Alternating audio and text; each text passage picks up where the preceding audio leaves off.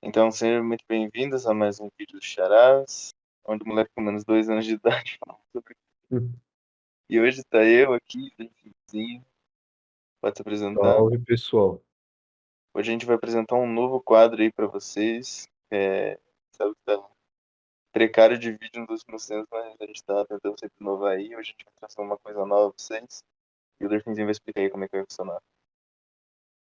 Então, pessoal, esse novo quadro eu já estava pensando em trazer para o canal faz um tempo, só que não tive ainda oportunidade. E agora estaremos trazendo o quadro.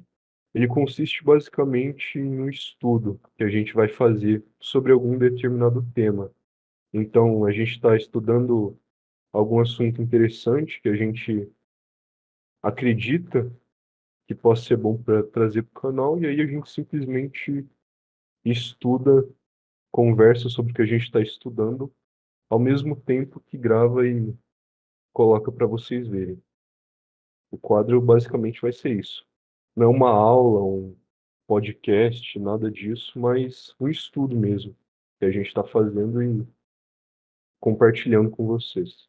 E uns vídeos mais curtinhos, então. Sim, sim. Então pode. Qual que vai ser o tema do nosso estudo de hoje? A gente vai falar sobre o pecado original, mais especi- mais especificamente o pecado original segundo o livro de Concórdia, segundo a Confissão de Augsburgo.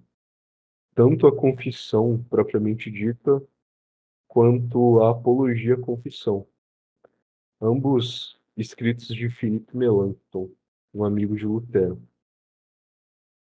A Confissão de Augsburgo, ela é um dos livros mais importantes para os luteranos, né? Está aqui no livro de Concórdia. E esse tema aparece logo no artigo 2. O título é Do Pecado Original. Então, agora eu vou ler o artigo 2 e depois a gente vai conversar um pouco sobre ele. Vamos Certo. lá. Ensina-se outro sim entre nós, que depois da queda de Adão, todos os homens naturalmente nascidos são concebidos e nascidos em pecado.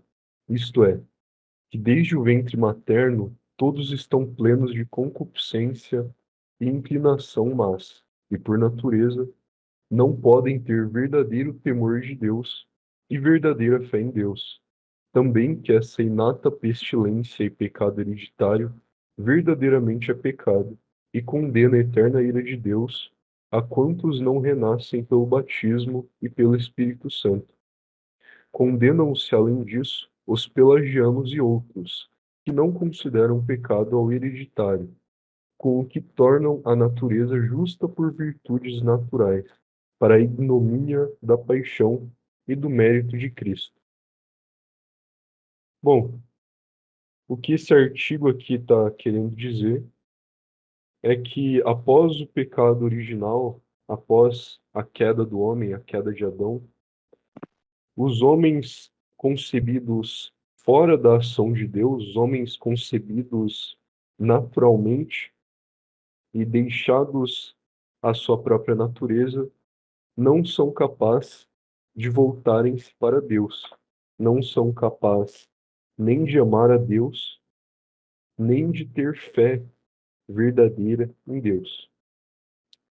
E logo depois ele está citando aqui os pelagianos. Os pelagianos, eles são seguidores de Pelágio, um frade que basicamente defendia que nós poderíamos nos tornar justos diante de Deus, ou seja, poderíamos ser justificados em virtude das obras, em virtude daquilo que está sob a nossa capacidade natural. E é justamente essa afirmação que o Melanchthon está atacando aqui, assim como Santo Agostinho também atacou em seu tempo. Esses outros aqui que o Melanchthon cita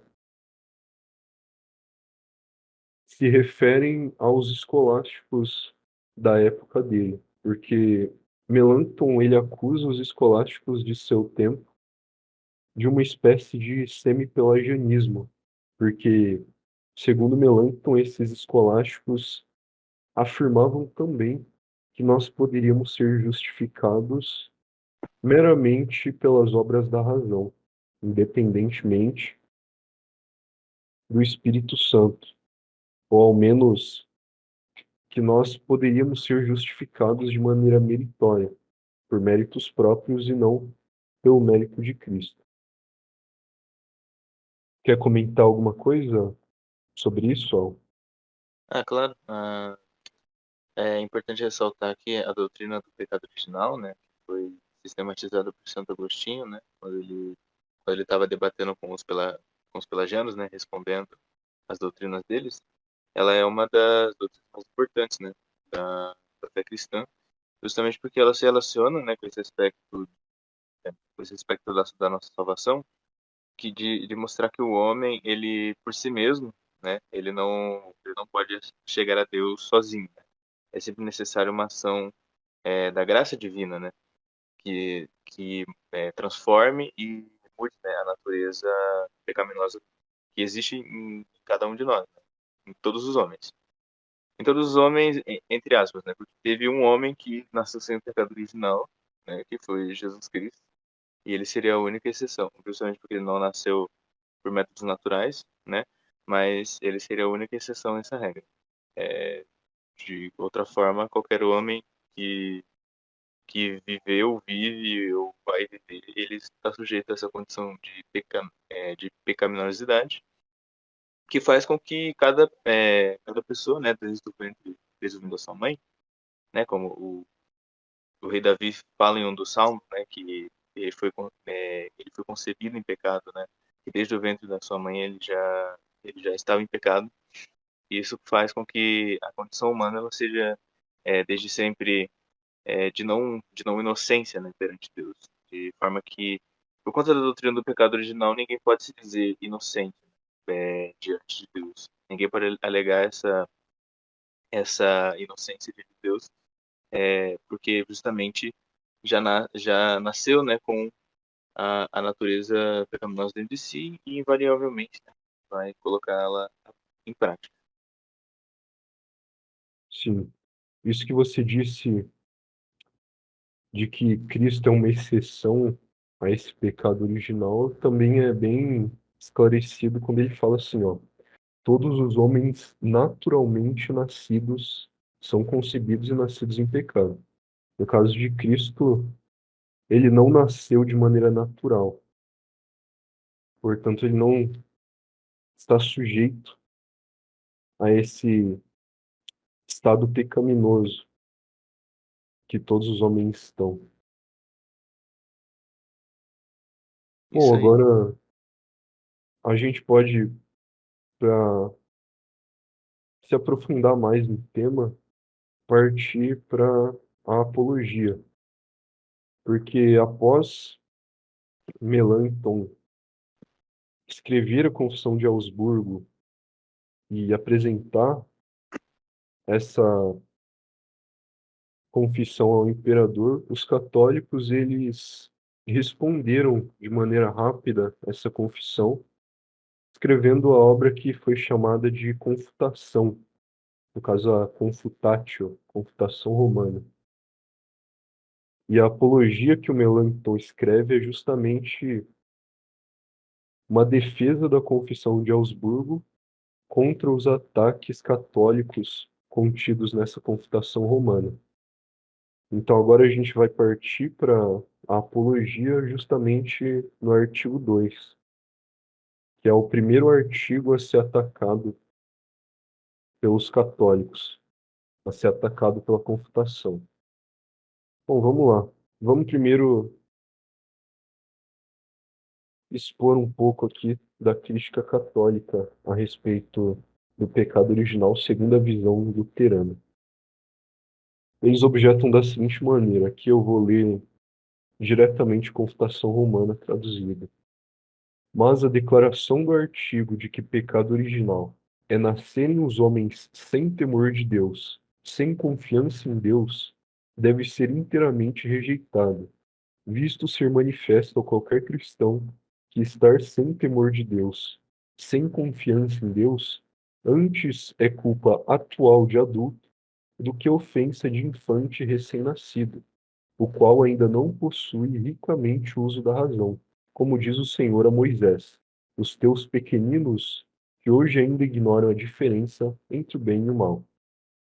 Mas também é rejeitada a declaração com a qual chamam de concupiscência a falta original, se querem dizer que a concupiscência é pecado assim, que continua pecado numa criança, mesmo depois do batismo.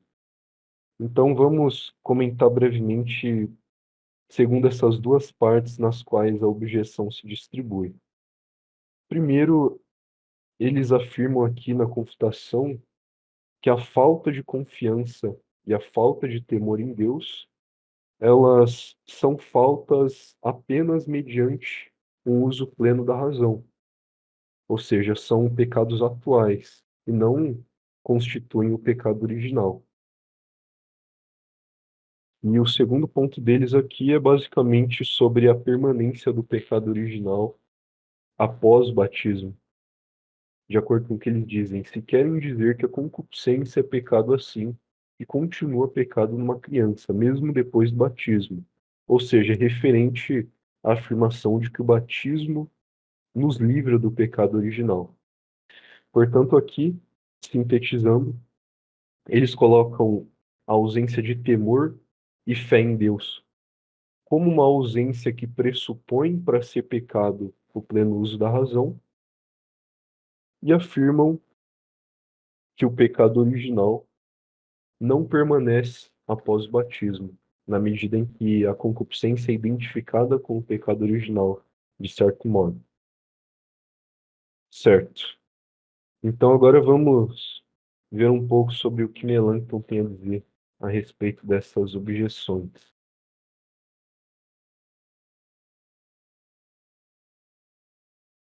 Melanchthon, ele responde à primeira das objeções, a objeção referente à ausência de temor e fé em Deus, afirmando que elas dizem respeito à potência da alma do homem.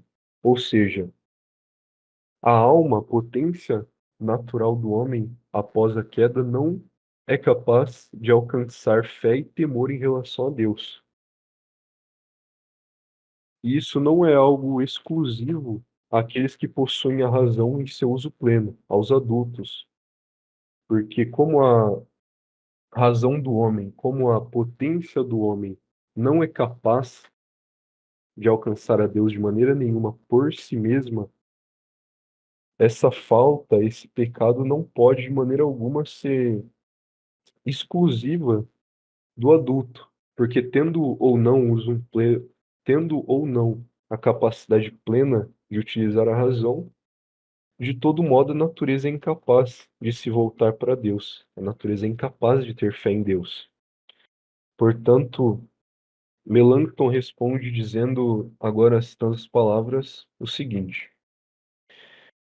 neste sentido, a descrição latina recusa a natureza à potência, isto é, os dons e a virtude de produzir temor e confiança relativamente a Deus, e nos adultos nega ainda os atos, ou seja, no uso pleno da razão, os atos, eles também são impossíveis, obviamente, e essa impossibilidade se deve a uma impossibilidade oriunda da própria potência, porque, como vocês devem imaginar, se algo não é possível, não pode ser atual.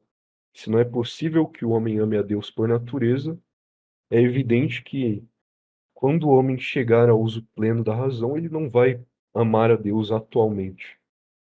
Então, desse modo, o Melanchthon expõe a confusão que a refutação católica sobre isso faz, porque a refutação da Confutatio, ela confunde o sentido potencial com o sentido atual, interpretando de uma maneira restrita a afirmação dos luteranos.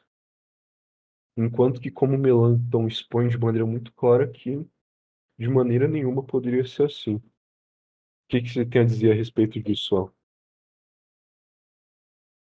Sobre essa parte, nada a comentar. Pode seguir. certo? Aí aqui, agora sobre a segunda parte. O Melanchthon, ele afirma que a concupiscência, ela consiste no pecado original materialmente tomado, ou seja, na consequência que dá-se na matéria do homem após o homem receber a privação da justiça original. Para a gente entender melhor isso, a gente tem que pensar sobre o que é a justiça original, porque é somente mediante esclarecimento desse ponto que a gente pode esclarecer a resposta de Melanchthon a essa objeção da Confutatio. O Melanchthon, ele mais para frente, nesse mesmo artigo, ele afirma que a justiça original consiste, sobretudo, de três elementos: a associação bem proporcionada das qualidades físicas, o temor e fé em Deus e a notícia mais certa de Deus. Então, a justiça original, ela não é meramente uma associação bem proporcionada física das partes do homem, mas também impede que o homem se volte a Deus, ou melhor, mas também ela consiste na possibilidade do homem se voltar a Deus. E de acordo com isso, ele comenta aqui, ó, a justiça original haveria de compreender não apenas uma associação bem proporcionada das qualidades físicas, mas ainda estes dons, que são os dons que eu acabei de falar. Notícia mais certa de Deus, temor de Deus, confiança nele, ou pelo menos poder para efetuar essas coisas. Ou seja, sob a posse da justiça original, o homem ele tem poder para temer e ter fé verdadeiramente em Deus. Ele tem essa capacidade.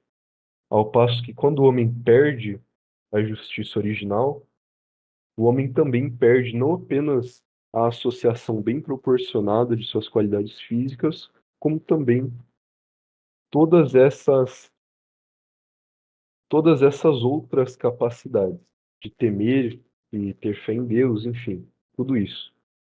Ou seja, o homem, por natureza, como a gente já falou, não pode se voltar a Deus. Aí a objeção católica seria de que o pecado original ele é perdoado, ele é remido pelo sacrifício de Cristo.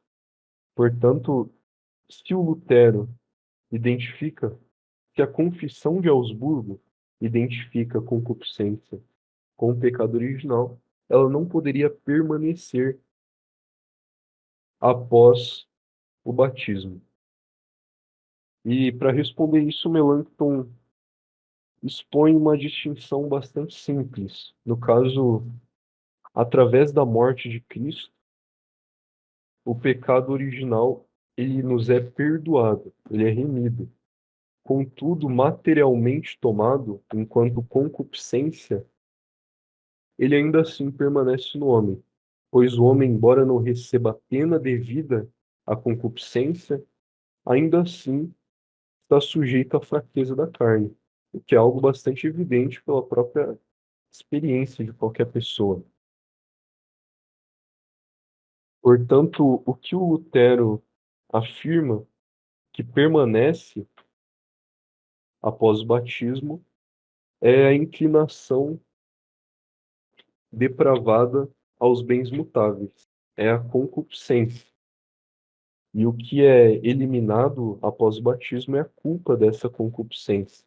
A culpa que, de acordo com a Confissão de Augsburgo, de acordo com o próprio artigo que trata sobre isso, nos seria capaz, ou melhor,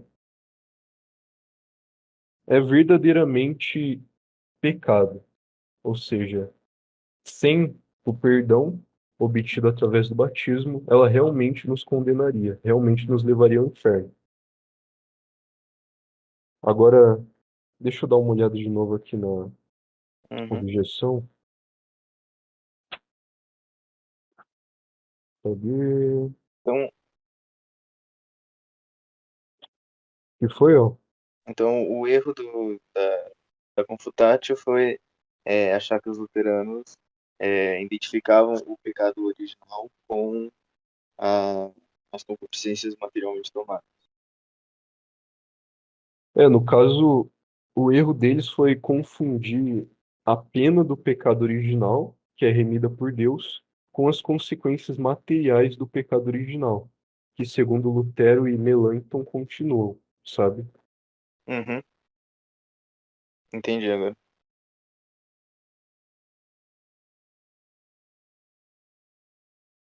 Acabei voltando a outro artigo. Deixa eu voltar aqui para onde eu estava, para encontrar de novo.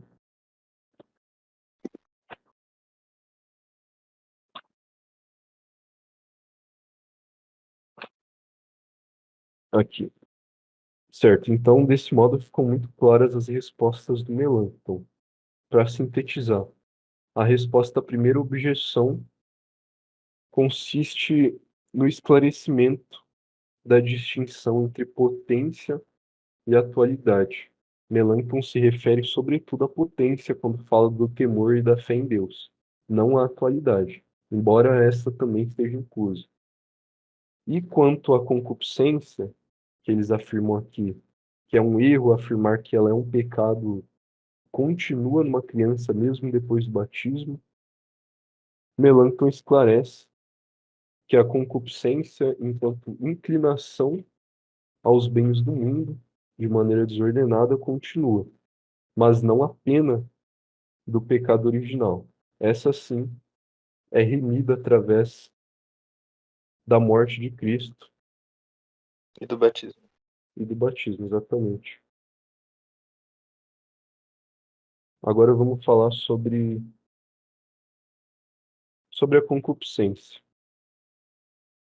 A definição de concupiscência que o Lutero, ou melhor, que o Melanchthon adota, é uma definição que já encontra-se muito antes dele mesmo, muito antes da Confissão de Augsburgo.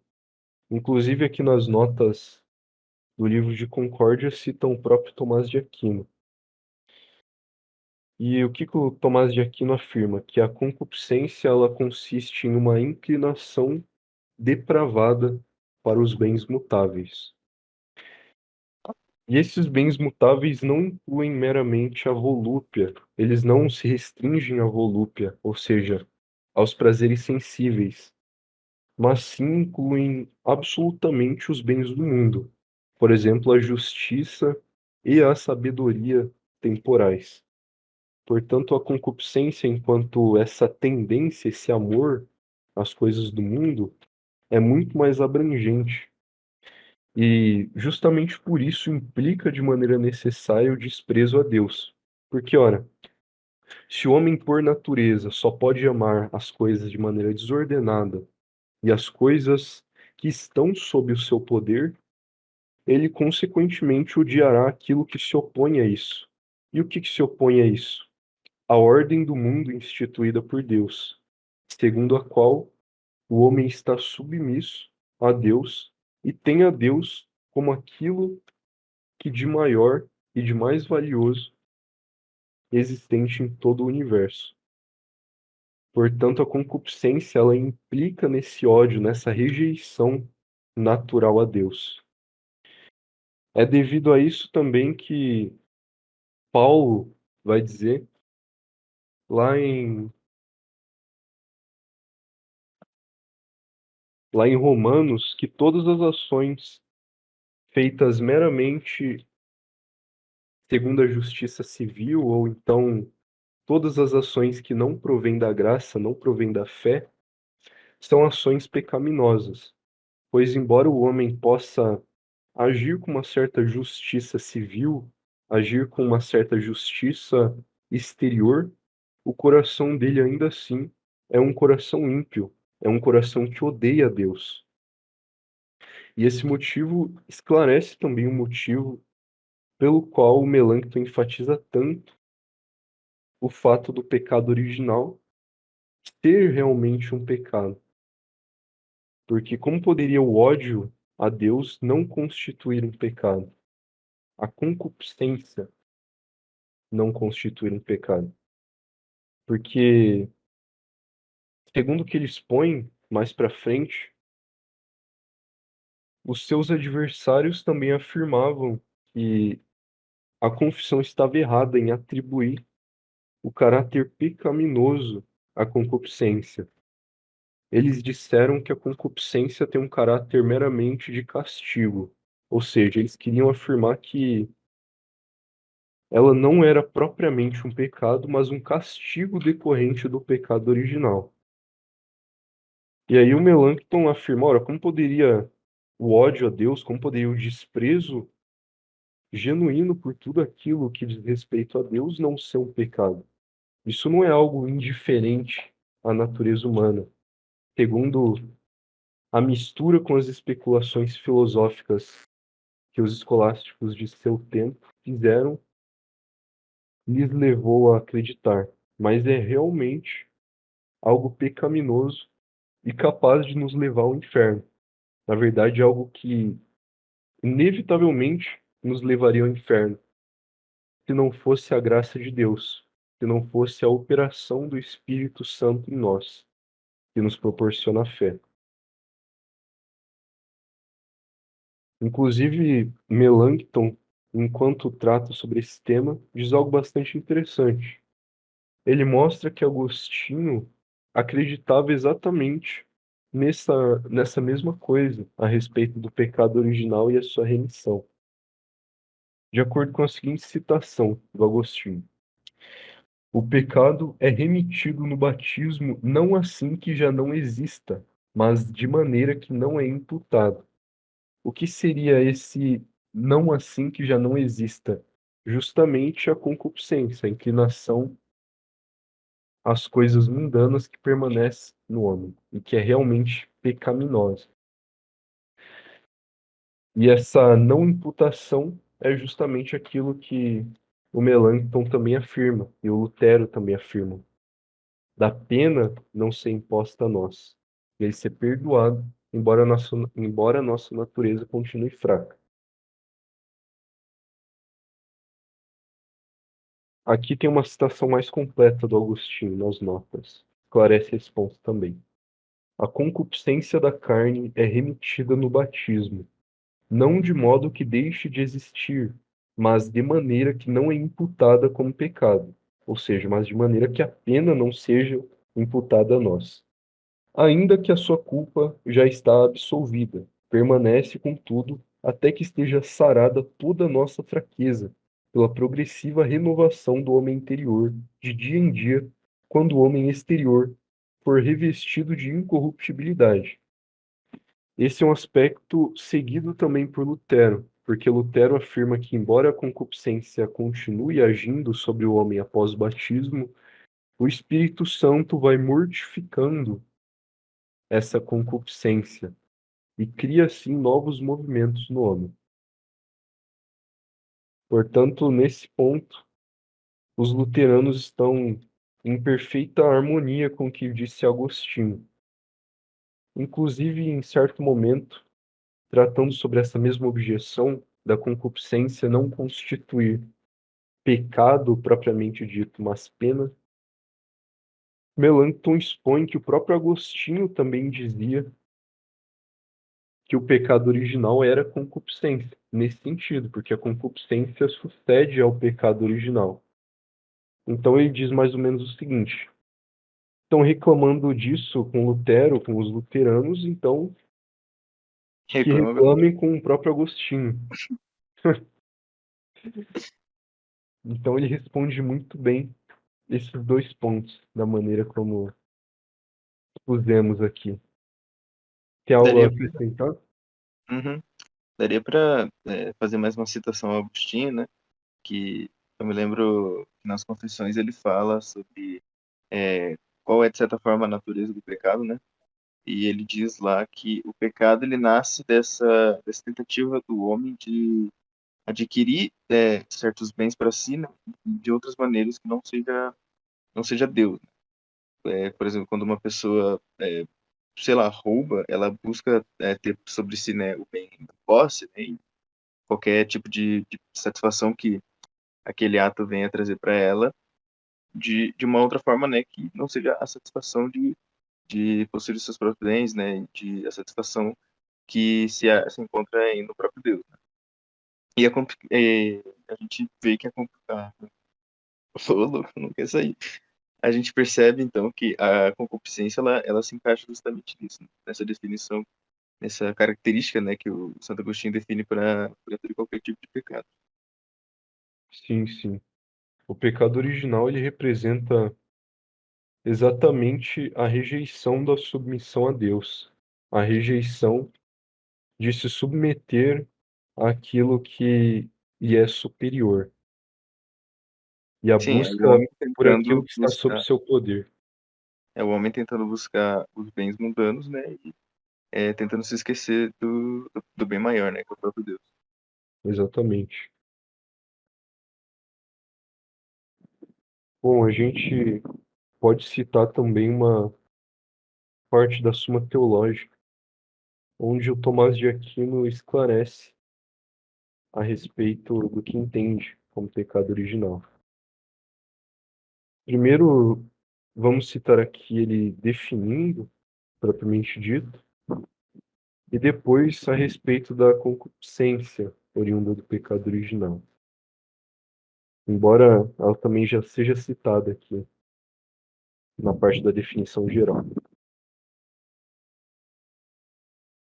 Ó, mas a desordem das outras forças da alma nota-se principalmente nisso, de se voltarem desordenadamente ao bem mutável. Desordem essa que se pode designar com o nome comum de concupiscência.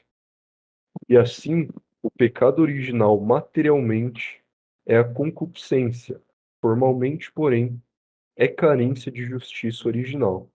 Ou seja, o homem, uma vez carente da justiça original, que é constituída por aqueles elementos que eu listei anteriormente, torna-se um homem que deseja de maneira depravada os bens mutáveis. Torna-se um homem que só ama o mundo por sua própria natureza. É isso que Tomás de Aquino diz. E aí, em outro momento, na Suma Teológica, também citado aqui pelo Melanchthon, Tomás de Aquino diz o seguinte: aqui são as palavras ainda de Melanchthon, em seguida as de São Tomás. O pecado original consiste, a um só tempo, nos defeitos por mim recenseados, ou seja, não poder crer em Deus, não poder temer e amar a Deus, e a concupiscência, ou melhor dizendo, concupiscência vai ser citada logo em seguida. Nos defeitos por mim recenseados e em concupiscência.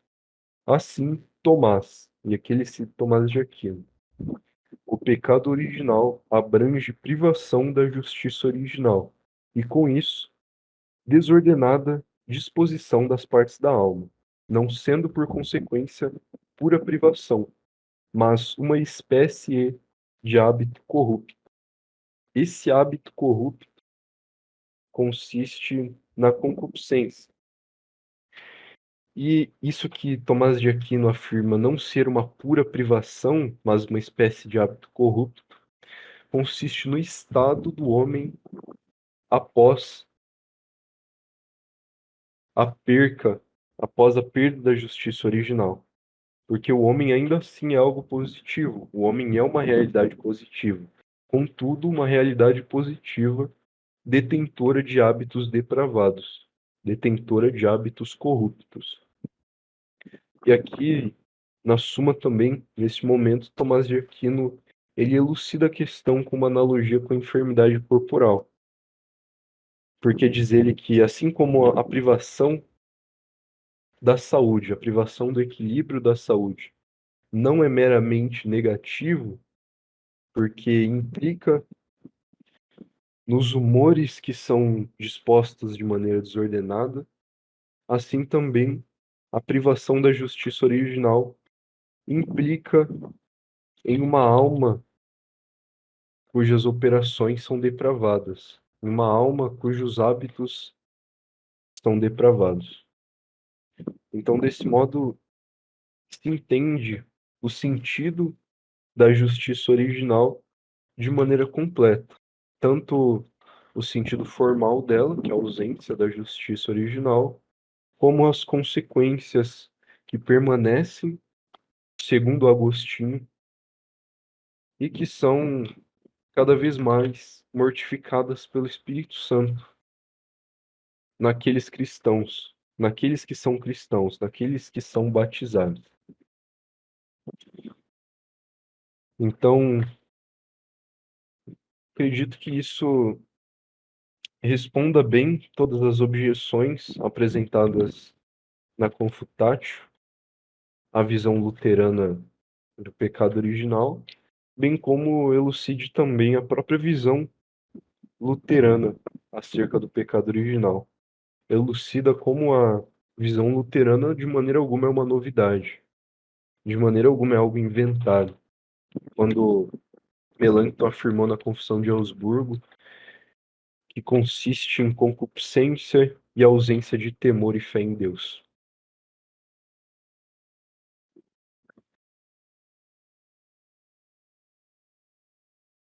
Esse ponto da concupiscência, ele é bastante importante também, na verdade, todo ponto do pecado original, porque através da compreensão da gravidade da nossa enfermidade que se segue ao pecado original, a gente pode compreender a grandeza da obra de Cristo para conosco, a grandeza que foi o sacrifício de Cristo. Porque se nós negamos que a nossa natureza está maculada de modo a poder unicamente amar o mundo, nós ao mesmo tempo negamos a necessidade do sacrifício de Cristo para que nós possamos amar a Deus. Já quando nós entendemos que, por natureza, não podemos fazer absolutamente nada de verdadeiramente justificante diante de Cristo, nada que verdadeiramente possa agradar a Deus, porque tudo que nós fazemos com a consciência pecaminosa, nós fazemos de maneira ímpia, de coração ímpio, entendemos assim quão grande é a obra de Deus para conosco. É interessante também, agora um comentário à parte de toda a exposição a respeito da visão luterana do pecado original, é como a ausência de uma instrução a respeito do pecado original leva muitos de nós ao erro, hoje em dia mesmo.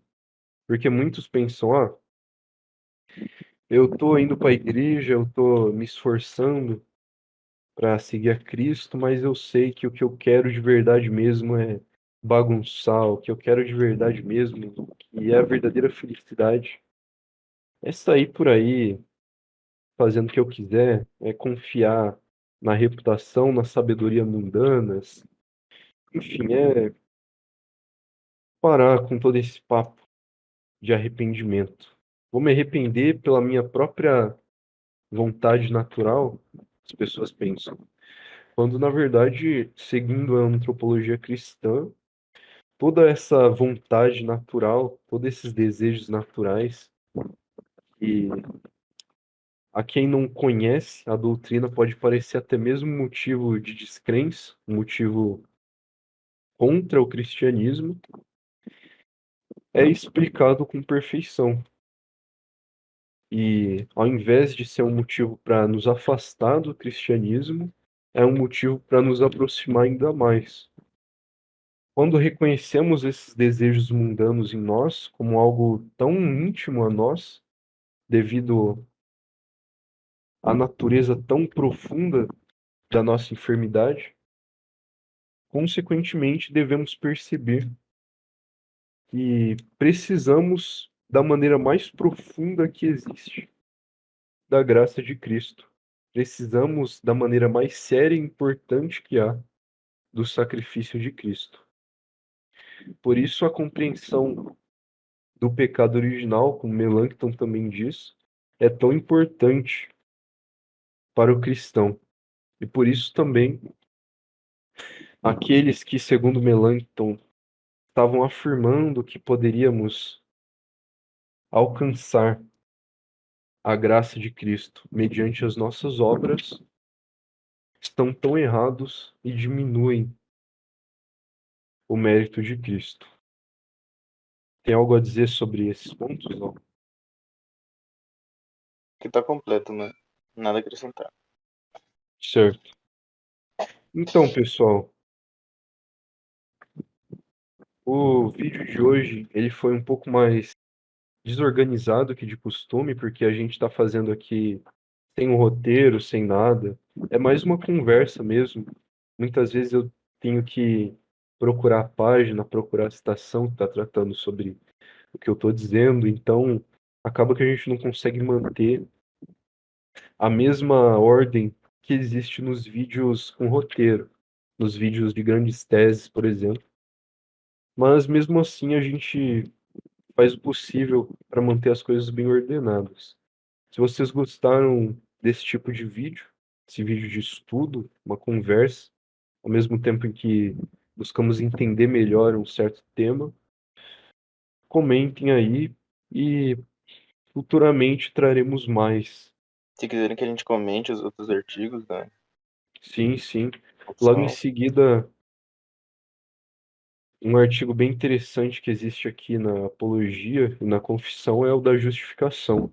A gente tratou aqui de maneira mais superficial, de maneira mais breve sobre a justificação, porém, o artigo a respeito dela é muito mais extenso e possui muito mais conteúdo que é que isso apenas o do daí tem mais. esclarecimento a respeito do pecado original. Oi? É que isso daí já tem uma treta de 500 anos sobre esse artigo aí. Exatamente. Então, a gente focou aqui apenas em explicitar o pecado original, em que ele consiste, quais suas consequências. Mas a justificação é um tema muito maior que esse, em questão de conteúdo. E se vocês desejarem, ou então se a gente tiver com vontade em algum momento, a gente vai gravar sobre a justificação, tratando sobre isso também, do mesmo modo como a gente fez agora. Então, é isso, pessoal. Deixa o like.